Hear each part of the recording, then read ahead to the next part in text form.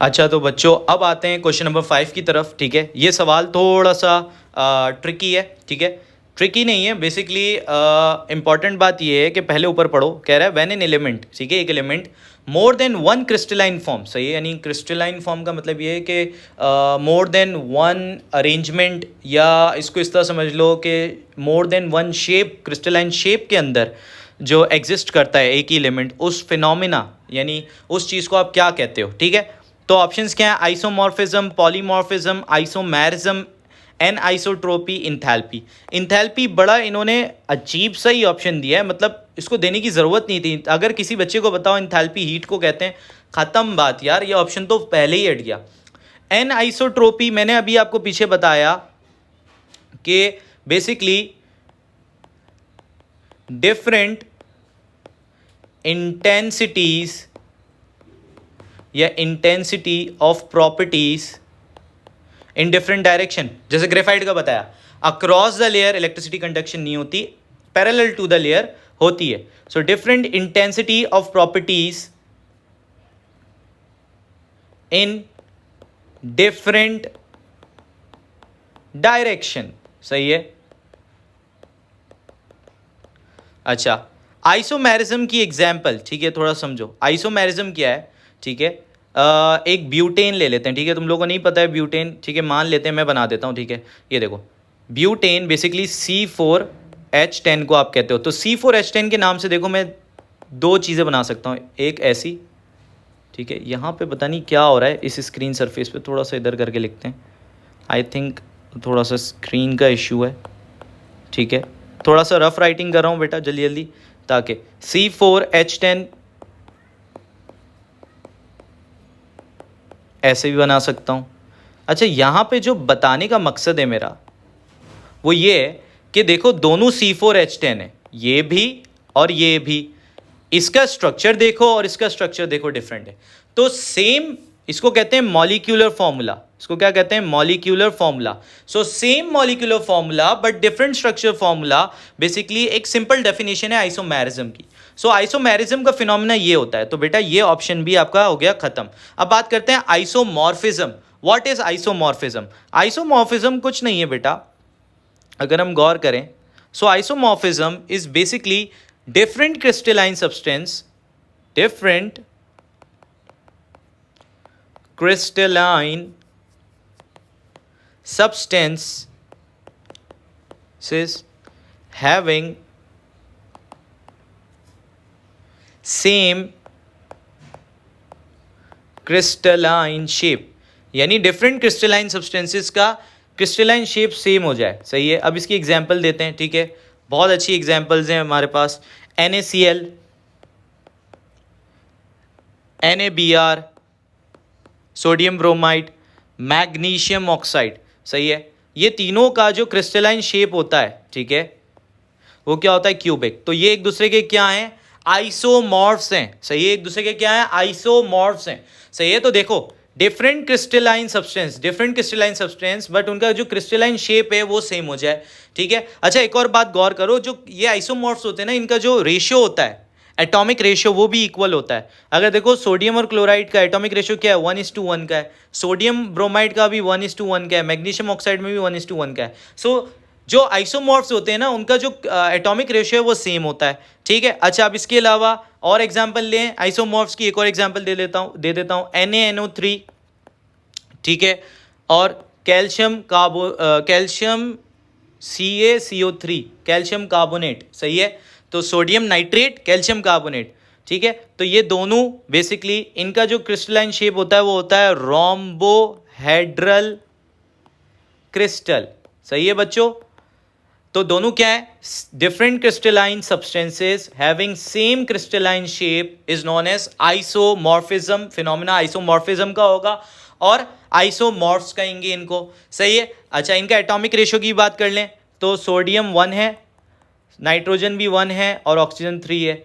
Calcium 1 है, carbon 1 है और ऑक्सीजन 3 है। तो देखो एटॉमिक रेशियो भी सेम है। तो मोस्ट ऑफ द टाइम इनका एटॉमिक रेशियो भी सेम होता है। लेकिन बेटा यहाँ पे उसने ये बात ही नहीं की। उसने बोला है एक एलिमेंट जो है more than one crystalline form, crystalline shapes में पाया जाए, उसको क्या कहते हैं? हम तो यहाँ कह रहे हैं कि भाई डिफरेंट क्रिस्टलाइन सब्सटेंसेस एक ही क्रिस्टलाइन मतलब सेम क्रिस्टलाइन शेप के हों तो उनको आइसोमॉर्फ्स कह रहे हैं। तो बेटा आइसोमॉर्फिज्म भी रॉन्ग हो गया।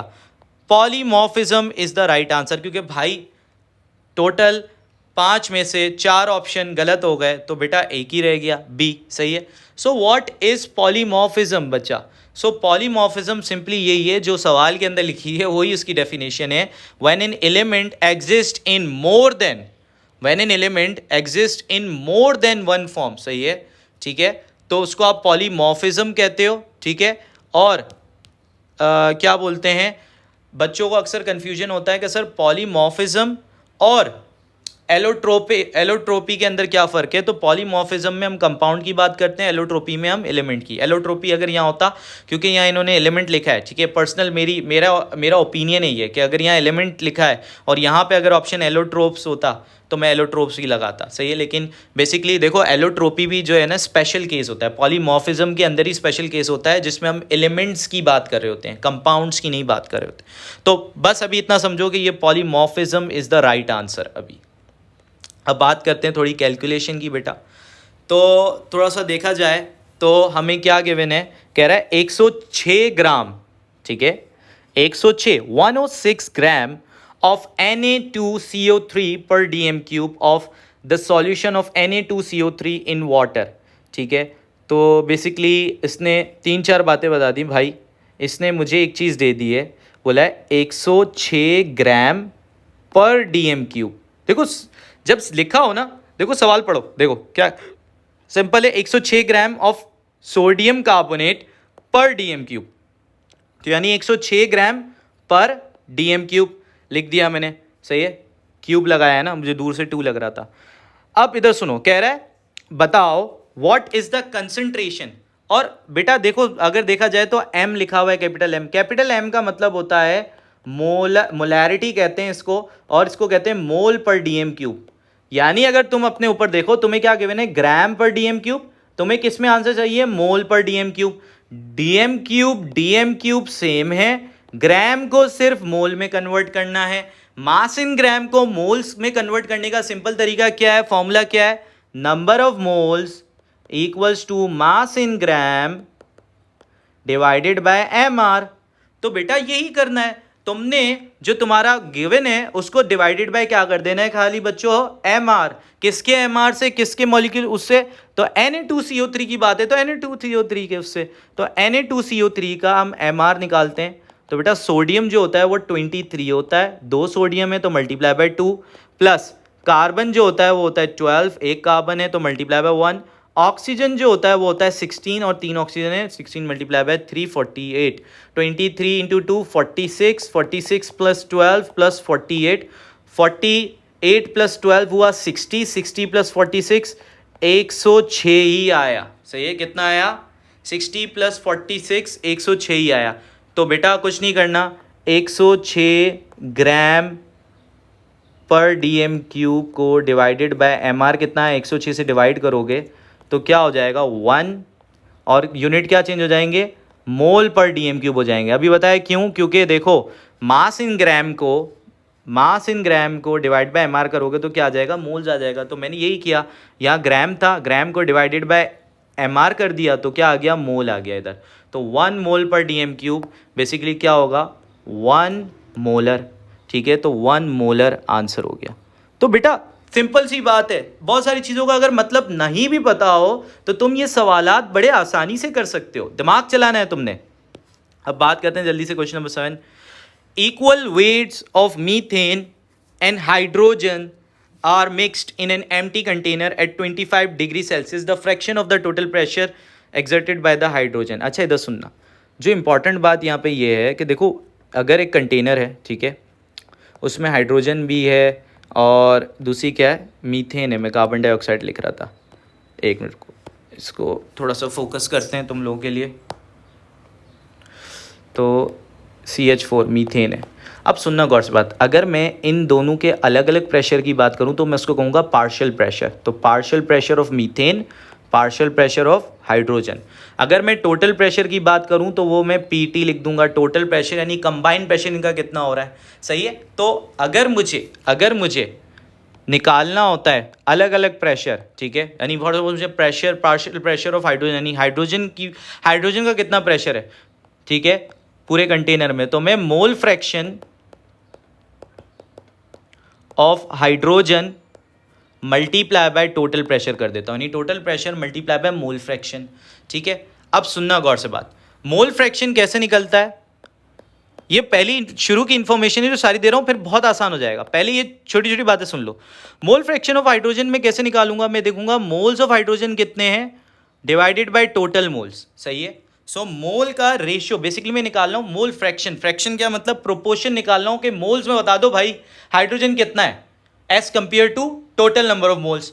तो बेटा आप इधर सुनो, तुम्हें क्या दिया हुआ है, बोला है इक्वल वेट डाला है, यानी इक्वल मास लिख देते हैं, वरना ठीक है ज़्यादा बेहतर है, वेट और मास फिजिक्स आ जाएगी यहाँ पे। अच्छा, तो equal mass of methane and hydrogen डालें, ठीक है। तो मैं कहता हूँ जो दोनों मास, ठीक है, मास ऑफ हाइड्रोजन बोल दो एंड मास ऑफ CH4 बोल दो, दोनों क्या मैंने XX ग्राम ले लिए, सही है। क्यों, क्योंकि दोनों इक्वल डाले, तो मुझे नहीं पता कितना डाला है, लेकिन मैंने X ग्राम ले लिया अपने इसलिए। अब अगर मुझे मोल्स निकालने, सुनो गौर से बात, मोल्स ऑफ हाइड्रोजन निकालने, तो मैं मास जो X लिया हुआ है डिवाइडेड बाय MR करूंगा, तो MR ऑफ हाइड्रोजन कितना होता है 2 होता है, सही है। अगर मुझे मोल्स ऑफ मीथेन निकालने, तो मैं मास जो कि X है डिवाइडेड बाय क्या करूंगा बच्चा, अभी पिछले सवाल में फॉर्मूला बताया था, divided by MR of methane निकालो जल्दी से, इधर आओ। तो कार्बन होता है 12, हाइड्रोजन है 1, ठीक है, और 4 हाइड्रोजन है तो मल्टीप्लाई बाय 4, तो टोटल है 16, ठीक है। तो ये है मेरे मोल्स, सही है। तो बेटा अब कुछ नहीं करना है, तुमने सबसे पहले मोल फ्रैक्शन कैलकुलेट करना है ऑफ H2। तो अगर mole fraction of hydrogen calculate करना है तो मोल्स ऑफ हाइड्रोजन ऊपर आएंगे जो कि X डिवाइडेड बाय 2 है, divided by total moles. Total moles क्या होंगे, X divided by 2 plus X over 16, यानी इन दोनों के मोल्स को जब ऐड कर दूंगा तो टोटल मोल्स आ जाएंगे, ठीक है। जब मैं इसको हल करूंगा बेटा, ठीक है, इसको हल करना सीखना है, तो वो मैं तुम लोगों को क्या बोलते हैं, मैथ्स की मेरे कुछ लेक्चर हैं, वो तुम लोग देखो, तुम लोग को सिंप्लीफिकेशन का आइडिया होगा। इसके अंदर X और 16 थोड़ा सा कैंसिल आउट होगा, तो बेटा 8/9 आएगा। क्या आएगा बच्चों, क्या आएगा मेरे साथ बोलो, 8/9 आंसर आएगा मोल फ्रैक्शन का, सही, कैंसिल हो जाएगा X, सही है। अब सुनना गौर से बात, तो इधर आओ इस फॉर्मूले में, तो मुझे प्रेशर ऑफ हाइड्रोजन निकालना है ना, तो mole fraction of hydrogen multiply by total pressure करूंगा। अभी टोटल प्रेशर मुझे नहीं पता, लेकिन इधर समझो, अभी सवाल तुम्हें बिल्कुल जवाब मिल जाएगा। So mole fraction 8/9 multiply by total pressure PT। अब सवाल पढ़ते हैं, इधर आओ। सवाल क्या कह रहा है, कह रहा है बताओ fraction of total pressure exerted by the hydrogen is, यानी टोटल प्रेशर में से कितना फ्रैक्शन है, कितना प्रोपोर्शन है जो हाइड्रोजन एक्सर्ट कर रहा है। तो बेटा देखो टोटल प्रेशर का 8/9 जो है वो प्रेशर ऑफ हाइड्रोजन है। तो बेटा ये जो 8/9 आया ना, यही फ्रैक्शन है जो टोटल प्रेशर का, यानी टोटल प्रेशर का इतना हिस्सा जो है वो हाइड्रोजन का प्रेशर है या हाइड्रोजन की वजह से एक्सर्ट हो रहा है। तो 8/9 इसका आंसर है, सही है। अब बात करते हैं क्वेश्चन नंबर 8 की। If we take 2.2 gram of CO2, 6.02 into 10 की power 21 atoms of nitrogen and 0.03 gram atom of sulphur, then the molar ratio, से ये मोल्स का रेशियो कितना होगा, ठीक है। 2013 का क्वेश्चन है भाई, सीरियस लेना है, इधर आ जाओ, ठीक है। तो बेसिकली अगर मैं 2.2 ग्राम ऑफ CO2 है, ठीक है, तो मुझे मास गिवन है, तो मोल्स कैसे निकालूं बताओ। देखो यहाँ ट्रिक ये है कि बेटा तुम्हें सारी चीज़ें जो है ना उस हिसाब से समझ आनी चाहिए कि भाई मुझे मोल्स निकालना है। क्यों, क्योंकि समझना मेरी बात, क्योंकि you are focusing on molar ratio. एक मिनट बच्चा, इमेज हिल गई ज़रा सी, हाँ अब भी पे आ गया। So you are focusing on molar ratio. तो मोलर रेशियो निकालने के लिए मोल्स चाहिए, और मोल्स निकालने के लिए भाई बहुत सारी डिफरेंट चीज़ें गिवन है, ठीक है। तो 2.2 gram of CO2 gram given है। सो बेटा अगर ग्राम से मास मोल्स निकालने हैं तो बेटा फॉर्मूला क्या है, मास in gram divided by MR। तो number of moles of CO2 अगर मुझे निकालने हैं तो मास इन ग्राम कितना है, 2.2 ग्राम गिवन है मुझे, ये देखो ये रहा, ठीक है, डिवाइडेड बाय MR। तो बेटा MR मैंने अभी तुम लोग को निकालना सिखाया, कार्बन 12 है, 1 है, ऑक्सीजन 16 होता है लेकिन 2 है, तो 16 इंटू 2 32, 32 प्लस 12 44। ठीक है, तो ये थोड़ा सा स्पीड में कर रहा हूँ, तुम लोग ने भी स्पीड में करना है, वहाँ पे इतना टाइम नहीं मिलेगा। अच्छा आप बताओ 2.2 डिवाइडेड बाई 44 कैसे करोगे, दिमाग चलाओ। 2.2 डिवाइडेड बाई 44 कैसे निकालोगे? ठीक है, तो 0.05 आएगा। अच्छा मैं इसकी एक ट्रिक बता देता हूँ बेटा, कुछ नहीं करना है तुमने। देखो यहाँ पे डेसिमल, यहाँ डेसिमल के बाद एक नंबर है, जब डेसिमल को कट करोगे, ठीक है, ये वाला डेसिमल भी कट होगा तो यहाँ पे एक ज़ीरो आएगा, क्योंकि डेसिमल के बाद ऊपर एक नंबर था, इतना समझ लो। तो ये हो जाएगा 22/440। सही है, अब समझना मेरी बात, 2 20 ज़ा, 2 11 ज़ा, सही है, 11 1 ज़ा, 11 20 ज़ा, सही है, क्योंकि 11 2 ज़ा 22 होता है, 11 20 ज़ा 220 होता है। 1 डिवाइडेड बाई 20 जो है ना बेटा 0.05 आएगा। सही है, तो बेटा ये तरीका है, मुझे पता है तुम लोग का वहाँ कैलकुलेटर अलाउड नहीं होता, ये परेशानी है सबसे बड़ी, लेकिन ये तुम्हारी कैलकुलेशन अच्छी होनी चाहिए। सो 0.05 मोल्स, सही है, कार्बन डाइऑक्साइड के आ गए। अब बात करते हैं 6.02 इंटू 10 की पावर 21 एटम्स ऑफ नाइट्रोजन।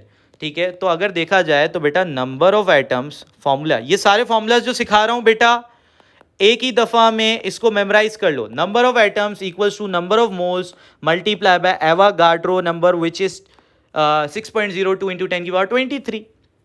तो नंबर ऑफ एटम्स कितने गिवन है? 6.02 इंटू 10 की पावर 21। कितने गिवन है? 6.02 इंटू 10 की पावर 21। और मोल्स ऑफ यहाँ पे क्या आ जाएंगे? नाइट्रोजन एटम्स की बात हो रही, तो मैंने n लिख दिया नाइट्रोजन। अब अगर मुझे मोल्स ऑफ नाइट्रोजन एटम निकालने हैं तो बेटा ये जो मल्टीप्लाई हो रहा है 6.02 इंटू 10 की पावर 23 उधर डिवाइड हो जाएगा, जाके भेजना पड़ेगा दूसरी तरफ इक्वल्स टू के। तो मैंने क्या कर दिया बेटा, भेज दिया दूसरी तरफ इक्वल्स टू के। तो मोल्स ऑफ नाइट्रोजन, अब देखो कुछ नहीं करना, दिमाग लगाओ, 6.02 से 6.02 कट गया, सेम बेसिस डिवाइड हो रही है, पावर क्या हो जाती है? सब्ट्रैक्ट हो जाती है। तो ये 1/10 की पावर 23 माइनस 21। इसके लिए तुम लोगों को ना मेरा, अगर तुम लोगों को ये चीज़ डिवीजन नहीं समझ आ रही, इसके लिए इंडाइसिस का लेक्चर लेना पड़ेगा।